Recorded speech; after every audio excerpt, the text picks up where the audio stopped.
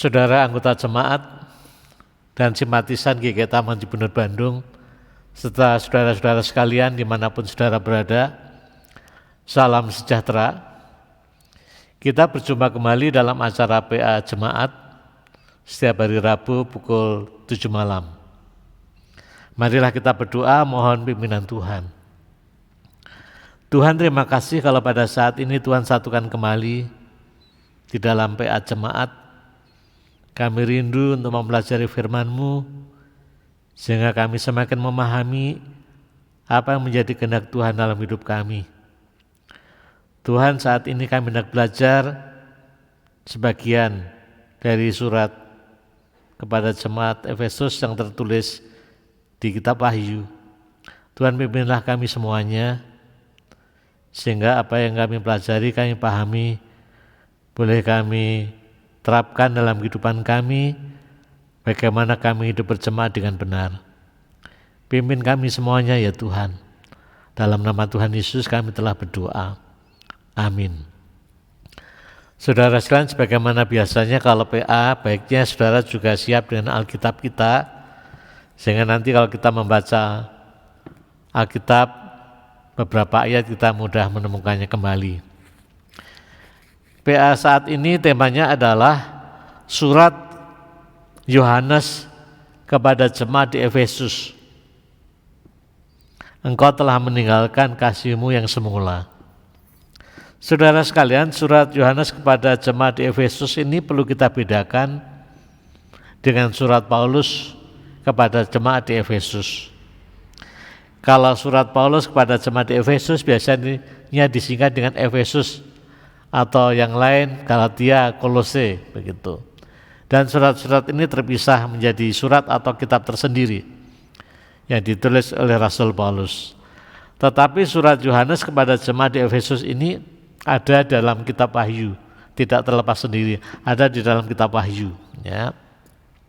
Dan kita tahu kitab Wahyu pada mulanya memang dikirim kepada 7 jemaat. Itu bisa kita lihat di dalam Wahyu pasal 1. Saya bacakan Wahyu pasal 1 ayat yang keempat dan ayat yang ke-11. Dari Yohanes kepada ke-7 jemaat yang di Asia Kecil,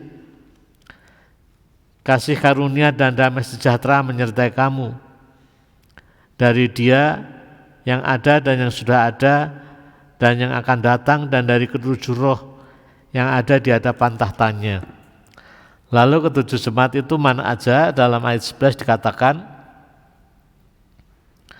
katanya, apa engkau lihat tuliskanlah di dalam sebuah kitab dan kirimkanlah kepada ke-7 jemaat ini, ke Efesus, ke Smyrna, ke Pergamus, ke Tiatira, ke Sardis, ke Philadelphia, dan ke Laodikia. Saudara-saudara sekalian, Yohanes atau penulis kitab Wahyu ini, yaitu Yohanes, menulis suratnya saat berada di Pulau Patmos. Pulau Patmos adalah pulau yang kecil dan berbatu-batu.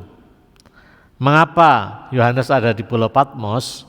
Kemungkinan besar dia sedang dibuang atau dikucilkan karena imannya dan karena pekabaran Injil yang dilakukan. Hal itu nampak di dalam pasal 1 ayat 9. Aku Yohanes, saudara dan sekutumu dalam kesusahan, dalam kerajaan dan dalam ketekunan menantikan Yesus, berada di pulau yang bernama Patmos oleh karena firman Allah dan kesaksian yang diberikan oleh Yesus. Jadi berada di pulau Patmos karena firman Allah dan kesaksian yang dilakukan. Saudara-saudara sekalian, saat berada di Pulau Patmos itulah di pengasingan Yohanes mendapatkan penglihatan-penglihatan dari Tuhan, dan penglihatan-penglihatan itu supaya ditulis dan dikirimkan kepada 7 jemaat, ya. Di mana letaknya 7 jemaat itu dan di mana letaknya Pulau Patmos ada di dalam tayangan, ya.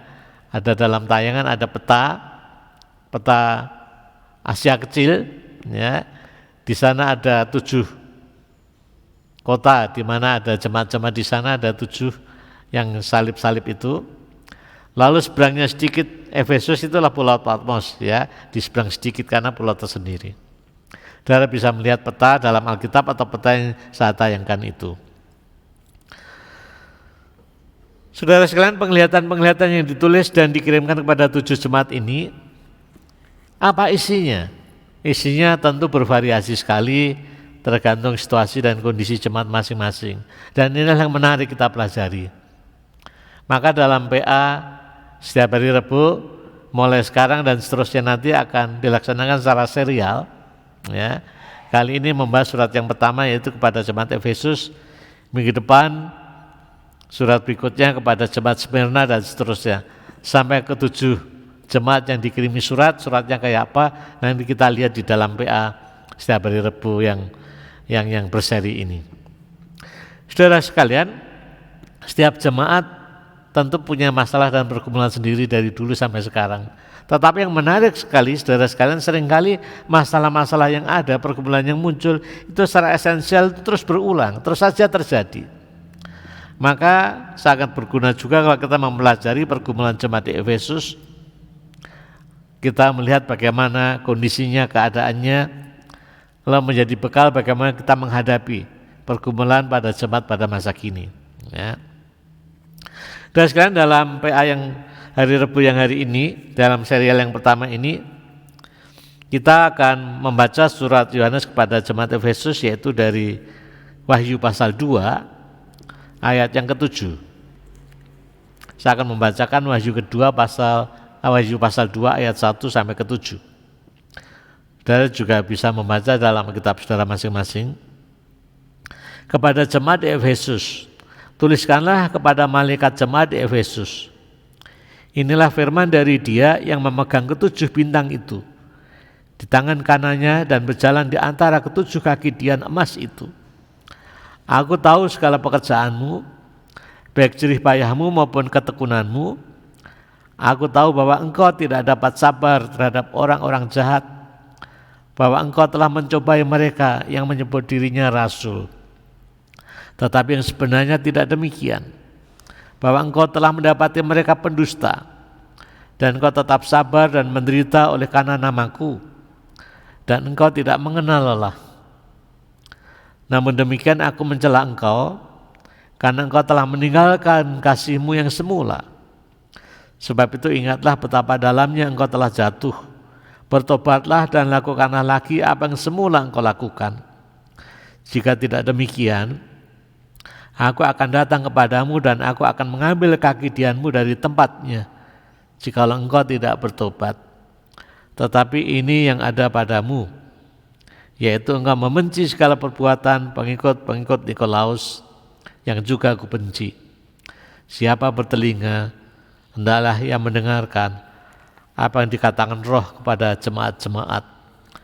Barang siapa menang, dia akan kuberi makan dari pohon kehidupan yang ada di taman Firdaus Allah. Saudara sekalian, bagaimana latar belakang jemaat di Efesus? Tentu kita juga perlu tahu bagaimana latar belakang kota Efesus. Kota Efesus pada zaman itu sekitar abad pertama adalah kota yang besar. Kota terbesar kedua di Kekaisaran Roma setelah kota Roma itu sendiri. Dan kalau sekarang letaknya Efesus itu ada di daerah Turki, ya, di negeri Turki sekarang ini. Efesus itu letaknya strategis karena kota pelabuhan dekat pantai, ya, tempat bertemunya jalur-jalur perdagangan. Sehingga penduduknya plural, ya, dari berbagai macam bangsa, kepercayaan dan macam-macam. Di kota Efesus ini banyak kuil-kuil penyembahan dewa-dewi, termasuk penyembahan kaisar. Ya. Salah satu kuil yang terkenal juga ada dicatat dalam kitab Kisah Para Rasul, yaitu kuil Dewi Artemis. Dari sekalian, kalau kita membaca Kisah Para Rasul pasal 19, Rasul Paulus lah yang memulai merintis, ya, dan mendirikan jemaatnya di Efesus. Pada waktu itu tentu orang-orang Kristen atau jemaat di Efesus itu minoritas. Minoritas hanya sebagian kecil di antara penduduk yang bermacam-macam yang menyembah dewa, dewi, menyembah kaisar, juga kehidupan moralnya yang seringkali nggak karuan. Itulah kehidupan jemaat Efesus di antara mereka yang macam-macam itu. Tentu sebagai orang Kristen yang hidupnya ingin sesuai dengan firman Tuhan, mengalami banyak kesulitan, tekanan, ya, bahkan juga kemungkinan pemaksaan untuk menyembah kaisar sebagai Tuhan. Jadi pokoknya jemaat Efesus pada waktu itu yang minoritas di antara mereka yang banyak menyembah dewa-dewi belum mengenal Tuhan Yesus itu hidupnya tidak nyaman, ya, mengalami berbagai macam kesulitan, masalah, tekanan, bahkan juga penganiayaan.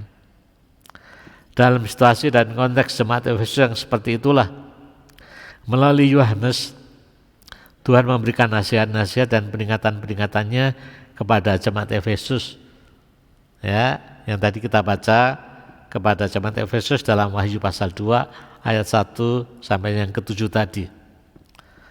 Saudara sekalian, surat Yohanes kepada jemaat Efesus juga kepada jemaat-jemaat lain dimulai dengan kalimat yang sepertinya aneh, ya. Di sana dikatakan, tuliskanlah kepada malaikat jemaat di Efesus. Suruh menulis surat kepada malaikat jemaat di Efesus. Apa maksudnya? Apakah malaikat bisa menerima surat? Nah, ini seringkali orang jadi berpikir, bagaimana mungkin malaikat bisa menerima surat? Ya, sebenarnya ini perlu kita pahami bahwa tulisan ini berlatar belakang alam pemikiran Yahudi, yaitu tentang malaikat. Bagi orang Yahudi, malaikat itu diutus Allah untuk menjaga, ya, orang-orang tertentu. Ya. Kalau kita membaca dalam Matius pasal 18, ya, ayat yang ke-10, saya akan bacakan demikian. Ingatlah, jangan menganggap rendah seorang dari anak-anak kecil ini, karena aku berkata kepadamu, ada malaikat mereka di surga yang selalu memandang wajah Bapakku yang di surga. Di sana juga ada kesan ada malaikat yang menjaga anak-anak kecil. Itulah pemahaman mereka. Ya, ada malaikat yang diutus menjaga orang-orang tertentu, juga tentunya menjaga jemaat, termasuk jemaat-jemaat yang ada di Asia kecil yang 7 jemaat tadi. Saudara sekalian, tentu surat ini secara prakteknya dikirimkan kepada jemaat, kepada orang-orang, kepada pemimpin-pemimpin, ya, jemaat-jemaat di sana waktu itu. Tetapi dengan pengandaian malaikat tentu yang menjaga jemaat itu tentu tahu surat ini. Dan apa maksudnya tulisan itu atau ungkapan itu? Ungkapan itu mau mengatakan supaya jemaat Efesus tidak menganggap enteng, ya, surat itu tidak menganggap enteng, isi surat itu harus memperhatikan dengan serius, karena malaikat yang menjaga pun juga tahu kondisinya, maka harus memperhatikan dengan serius, ya. Maka dikatakan berikutnya, ya, ayat 2 pasal Wahyu pasal 2 ayat 1b lanjutannya. Inilah firman dari Dia yang memegang ke7 bintang itu di tangan kanannya dan berjalan di antara ke7 kaki dian emas itu. Dikatakan inilah firman dari Dia, maksudnya dari Tuhan Yesus, dari Tuhan yang menampakkan diri, yang memberikan katakanlah pewahyuan kepada Yohanes ini. Dan dikatakan Tuhan yang memegang ke7 bintang dan berjalan di antara ke7 kaki dian. Ya, ini pelambang apa maksudnya bintang dan kaki dian. Itu dijelaskan pada ayat sebelumnya pasal 1 ayat 20. Ya, di atasnya Wahyu 1 ayat 20 saya akan baca. Dan rahasia ke7 bintang yang telah kau lihat pada tangan kananku dan ke7 kaki dian emas. Ke7 bintang itu ialah malaikat ke7 jemaat. Dan ke7 kaki dian itu ialah ke7 jemaat, ya.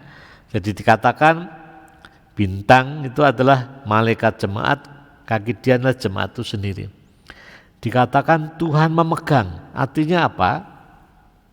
Artinya Tuhan mempunyai kuasa atas malaikat, juga atas jemaat Tuhan. Karena Tuhan punya kuasa, maka Tuhan punya juga kuasa mengatur dan memimpin baik jemaat maupun malaikat. Kalau Tuhan punya kuasa, maka baik malaikat juga jemaat harus juga mentaati ya apa yang Tuhan mau katakan ya. Harus mereka memperhatikan dengan serius apa kata-kata Tuhan. Jadi jemaat Efesus tidak boleh menganggap enteng surat ini ya, karena dikatakan dari Dia sendiri yang punya kuasa. Saudara-saudara sekalian, sekarang kita beralih secara lebih konkret bagaimana sih kondisi dan keadaan jemaat Efesus yang dikirimi surat oleh Yohanes ini ya. Saudara sekalian, ternyata kalau kita perhatikan surat kepada jemaat Efesus ini, pada awalnya jemaat Efesus itu dipuji ya. Dipuji oleh Tuhan, ada banyak hal yang baik di sana. Ya. Tuhan tahu persis bagaimana kondisinya, maka Tuhan bisa menilai. Ada 3 hal yang dipuji, yang positif, yang baik dari jemaat Efesus itu. Ya. Yang saya kira 3 hal ini juga masih bermakna bagi kita sekarang ini. Apa itu 3 hal yang dipuji? Yang pertama kita lihat ayat 2a, pasal 2 ayat 2a. Aku tahu segala pekerjaanmu, baik jerih payahmu maupun ketekunanmu. Ya. Dikatakan jemaat Efesus itu wah luar biasa. Ya. Jerih payahnya, ketekunannya, ya, melakukan pekerjaan-pekerjaan itu dengan luar biasa. Kalau istilah sekarang, jemaat yang dinamis, jemaat yang aktif, jemaat yang melayani, jemaat yang banyak pelayanannya. Saudara sekalian, siapa yang tidak kagum dengan jemaat seperti itu, ya, yang hidup, kreatif, banyak kegiatan dan pelayanannya. Tentu Tuhan juga ingin jemaat pada masa sekarang juga seperti itu. Maka ini dipuji oleh Tuhan.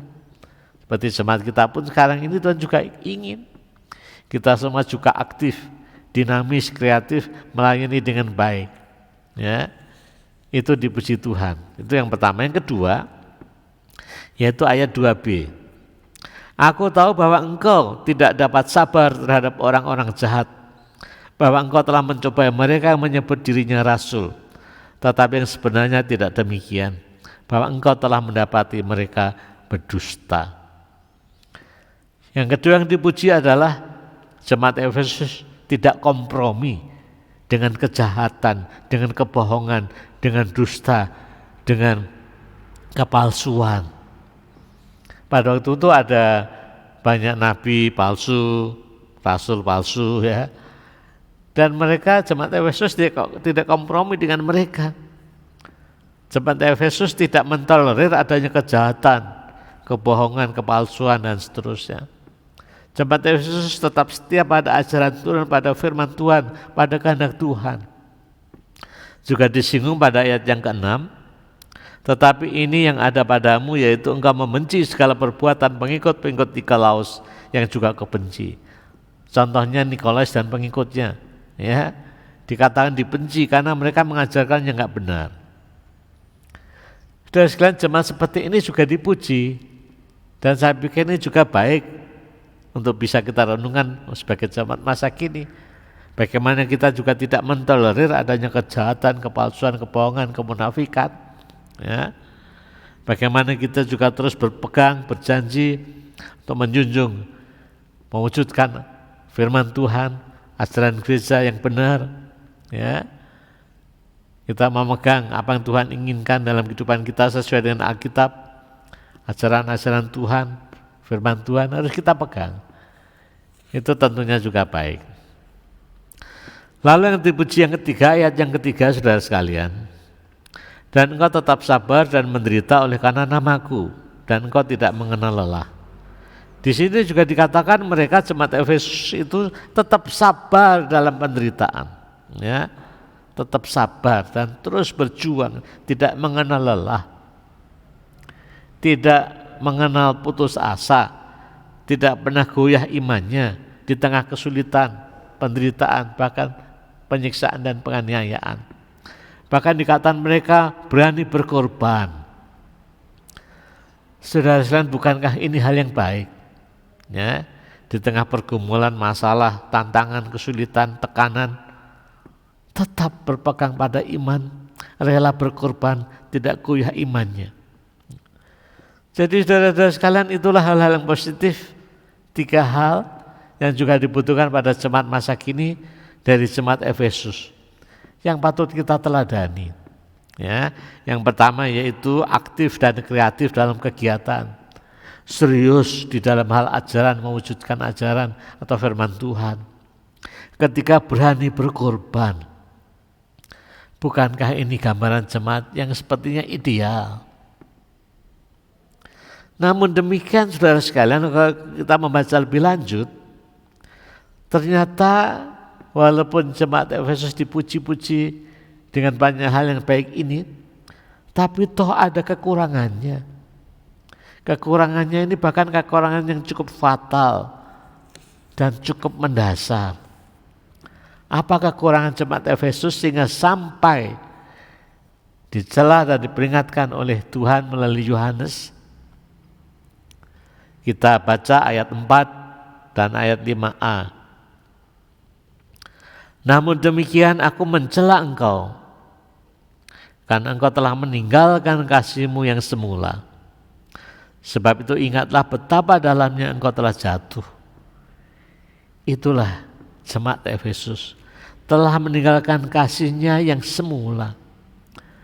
Dan bagi Tuhan kalau meninggalkan kasih ini sudah jatuh mendalam sekali, dikatakan betapa dalamnya engkau telah jatuh.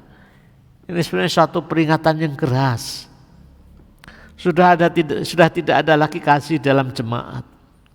Bukankah ini sesuatu yang fatal? Lalu apa sih konkretnya? Bagaimana gambaran kita tentang jemaat Efesus yang sudah meninggalkan kasih yang semula, yang kasihnya sudah tidak dirasakan lagi? Yang terjadi adalah mereka begitu fanatiknya dan begitu kakunya mentaati dan membela ajaran-ajaran mereka yang mereka anggap sebagai firman Tuhan, dan melihat semua yang berbeda, yang tidak sesuai dengan ajaran, tidak sesuai dengan firman Tuhan, dianggap keliru, dianggap sebagai lawan, dianggap sebagai musuh. Begitu fanatik dan kakunya mereka pada ajaran atau firman Tuhan yang mereka pahami itu, mereka menganggap diri sebagai membela Tuhan, membela kebenaran, membela Tuhan, sehingga mereka merasa sombong rohani, merasa lebih dari yang lain-lain. Apalagi terhadap masyarakat sekitar yang tidak percaya kepada Tuhan, yang menyembah dewa-dewi, hidupnya enggak karuan. Oh, mereka menganggap kafir, sesat, akan binasa dan seterusnya. Sehingga jemaat di Efesus ini cenderung eksklusif, ya. Di tengah-tengah pluralitas yang ada, mereka cenderung eksklusif. Saudara-saudara sekalian, berkomitmen dan taat pada Tuhan dan ajaran Tuhan, firman Tuhan tentu harus. Tapi berkomitmen pada ajaran Tuhan, firman Tuhan tidak boleh membuat orang Kristen menjadi kaku, menjadi fanatik, lalu cenderung mengabaikan kemanusiaan, menempatkan ajaran dan firman sepertinya di atas segala-galanya, membela Tuhan sepertinya mereka, lalu mengorbankan kasih demi dan atas nama ajaran Tuhan atau demi membela Tuhan, tapi terus-terusan menyalahkan orang lain, bahkan menghakimi orang lain sebagai yang sesat, tidak benar, yang harus dikembalikan khusus, dan seterusnya dan seterusnya. Ini tentu berlebihan. Ini bukan berarti kasih itu mentolerir kesesatan atau kejahatan atau kebohongan atau kepalsuan. Enggak. Sebab orang yang berpegang pada kasih tentu berpegang pada kebenaran. Dan ada bedanya antara kasih dan fanatik. Ini penting kita perhatikan. Kasih selalu mengoreksi dan mengembalakan, tetapi fanatisme selalu menghakimi dan menghukum.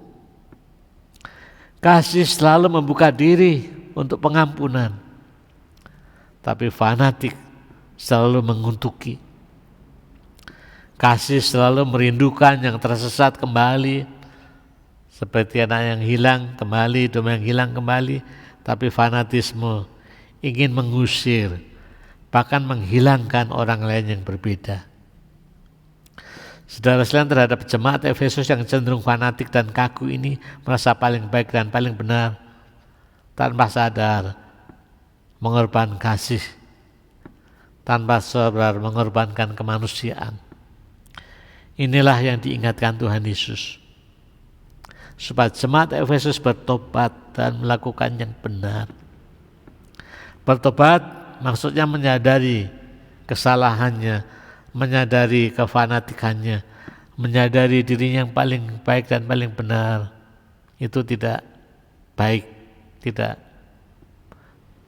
sebagaimana Tuhan inginkan. Dengan kesadaran itu akan kembali ke jalan yang benar, jalan kasih.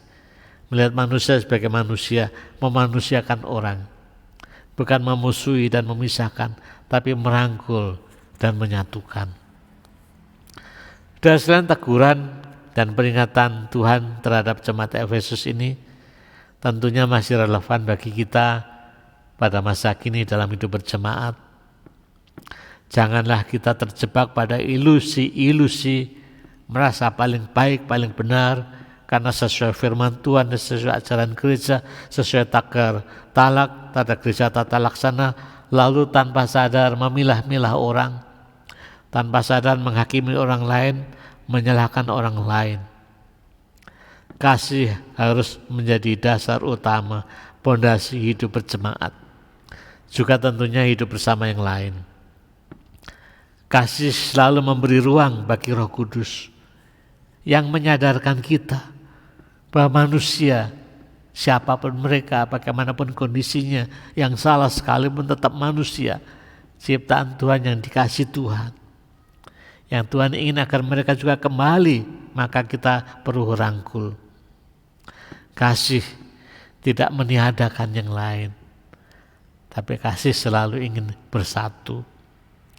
Jadi saudara sekalian, kasih adalah hal yang paling dasar, yang fundamental dalam kehidupan kita semua, khususnya jemaat. Dan kalau kasih sudah tidak ada, apakah yang diharapkan dari jemaat itu? Tentu sekali lagi tidak hanya jemaat, di keluarga, di masyarakat juga sama, apalagi keluarga. Kalau sudah tidak ada kasih, apalagi yang diharapkan? Ya, khususnya jemaat. Kalau kasih sudah pudar, kasih sudah menjadi barang langka, apa yang diharapkan dari jemaat itu? Maka bagi Tuhan peringatan kepada jemaat Efesus itu hal yang betul-betul penting, ya, kesalahan yang mendalam, kejatuhan yang mendalam. Juga bagi kita masa kini, saya kira baik kalau kita merenungkan bagaimana selama ini sebagai anggota jemaat, simpatisan, anggota gereja, apakah kita dalam hidup ini dijiwai oleh kasih Tuhan yang selalu membuka diri, selalu menerima, selalu merangkul, selalu menyatukan, ya, bukan memisahkan, bukan memusuhi, bukan menghilangkan. Saya akan mengakhiri PA jemaat ini dengan membaca kidung kasih yang sangat terkenal dari Rasul Paulus yang ditulis dalam 1 Korintus 13 ayat 1 sampai 7. Saya kira baik untuk menjadi renungan bagi kita juga. Saya akan bacakan 1 Korintus 13 ayat 1 sampai 7. Sekalipun aku dapat berkata-kata dengan semua bahasa manusia dan bahasa malaikat, tetapi jika aku tidak mempunyai kasih, aku sama dengan gong yang berkumandang dan canang yang bergemerincing.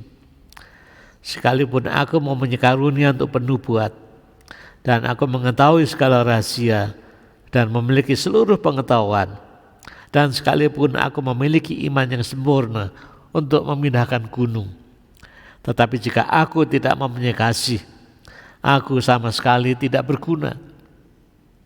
Dan sekalipun aku membagi-bagikan segala sesuatu yang ada padaku, bahkan menyerahkan tubuhku untuk dibakar, tapi jika aku tidak mempunyai kasih, sedikit pun tidak ada faedahnya bagiku.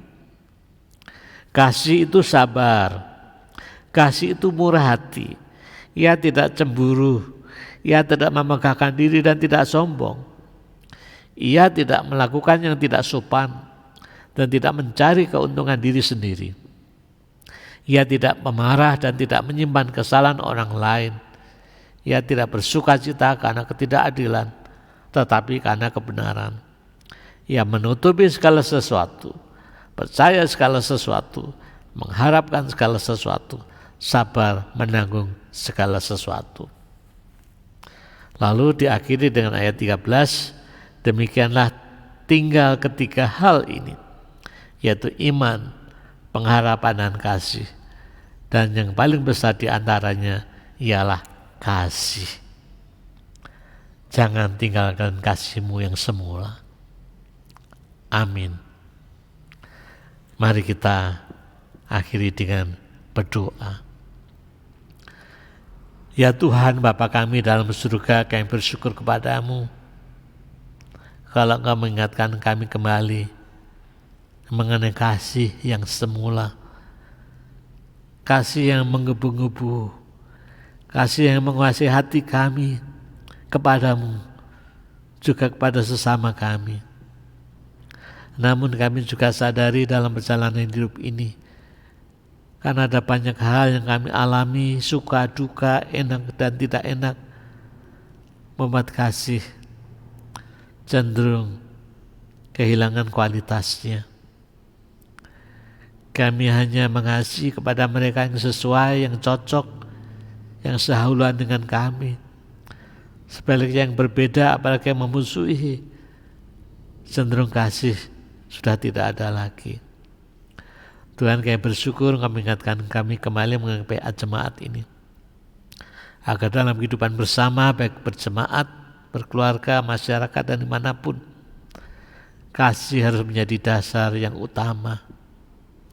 Karena kasih selalu menyatukan, kasih selalu memengerti, kasih selalu membuka diri, bukan menjatuhkan, bukan meniadakan, bukan memusuhi. Tuhan, tolonglah agar kami semua sebagai jemaat-Mu pada masa kini boleh bercermin pada jemaat Efesus pada abad pertama. Walaupun banyak hal yang positif yang baik, namun kalau kehilangan kasih, apalagi yang bisa diharapkan? Kami juga sama, ada banyak kegiatan yang kami lakukan, banyak pelayanan yang kami lakukan, tapi kalau kasih sudah tidak bisa dirasakan, apalagi gunanya? Tuhan, tolonglah kami semuanya, seluruh anggota jemaat, badan pelayanan, komisi-komisi, majelis jemaat, semuanya, agar selalu mau membuka diri, hidupnya dikuasai kasih, sehingga melihat orang lain dengan kacamata baru, sebagai sesama manusia yang dikasihi Tuhan. Tuhan, terima kasih, kami terus berdoa di masa pandemi ini, kiranya Engkau memimpin kami semuanya, memberikan kekuatan, kesehatan, juga iman yang mantap, sehingga dalam kesulitan masa pandemi ini kami terus berharap bersandar kepada-Mu. Terima kasih ya Tuhan, inilah doa kami semuanya. Panjatkan dalam nama Tuhan kami, Yesus Kristus. Amin. Saudara-saudara sekalian, cukup sekian PA Hari Rebo pada saat ini. Terima kasih, Tuhan memberkati kita semuanya. Amin.